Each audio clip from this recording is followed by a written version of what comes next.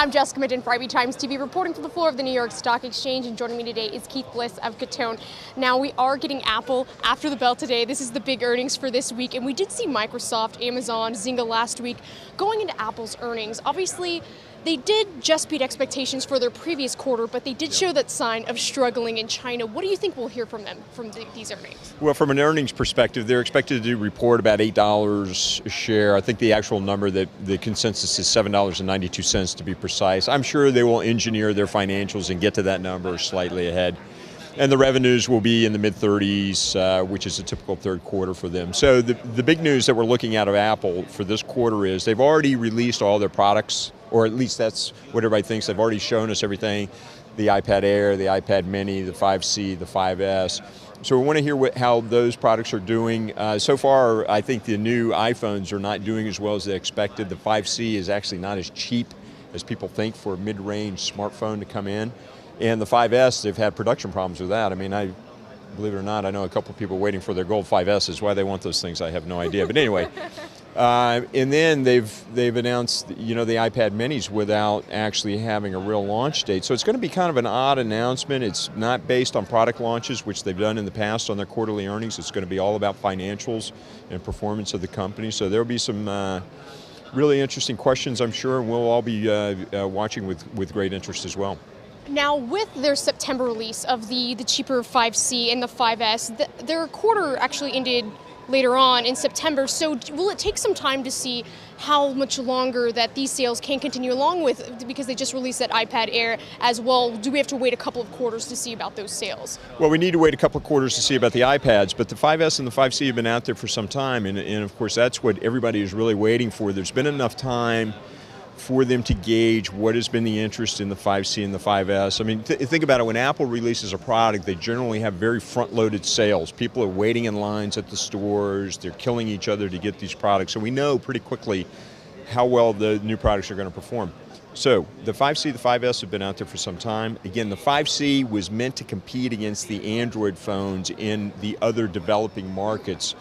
And the rumor is that it's not doing so well. It's still not as cheap as other Android phones that you can find in some of the emerging and frontier economies, which is going to be the next great frontier, I guess, for Apple. They'll always have good sales here in the US because they have a loyal client base that will buy anything that they produce. So analysts are not too worried about that. But where is the next great bump in top-line revenue going to come from? It's going to come from new markets and new products, and we've already seen all the new products this year, so it's got to come from new markets. Last week when Apple had their announcement for the iPad Air and the other products that they unveiled, it was conveniently before Microsoft had their earnings. Do you think we're going to have any sort of surprises from Apple? That's always the guess, and that's why everybody watches, and that's why the entire market watches Apple's earnings, because as you know, in talking to me, it's always one of the biggest components of an earnings release for me is what is management saying about the future? What are top-line sales like, and what are they saying for the future? You know, Apple's biggest quarter is always the fourth quarter because everybody's rushing in, pardon me, to buy products for the Christmas season, the holiday season. So what are they going to say about that? Will they surprise us with a new product? Will they come out with something that will compete with Samsung's watch product? The watch product, by the way, from a technical standpoint, is not very well received, so does Apple sense an opportunity to come in and take that? Will we finally see the much hyped Apple TV? I think Tim Cook probably has a couple things up his sleeve. They're marketers first and financial guys second. So I would encourage everybody to watch this earnings announcement tonight if you're interested in the markets, because it could be quite interesting. Now, looking ahead to the economic calendar for this week, we are getting the FOMC meeting, and it seems as though the whole taper scenario is much likely off the table because of the government shutdown. What should we really look for towards them? Well, the taper conversation is off the table not only for the government shutdown, but the economy is just struggling along. I mean, make no mistake about it. They've tied the employment data to any kind of taper conversation. Manufacturing is starting to weaken.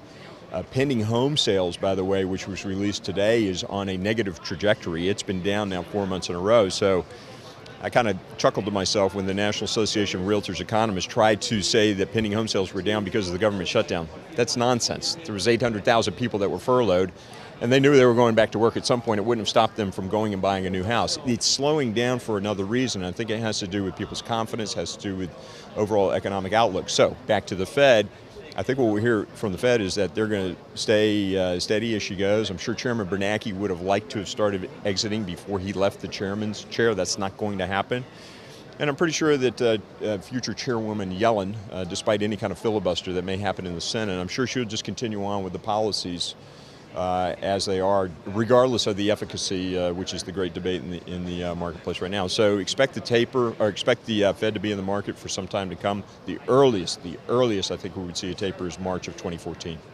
Keith, as always, it's great to have your insight on everything that's going on. That's Keith Bliss of Catone, and I'm Jessica Minton for AB Times TV.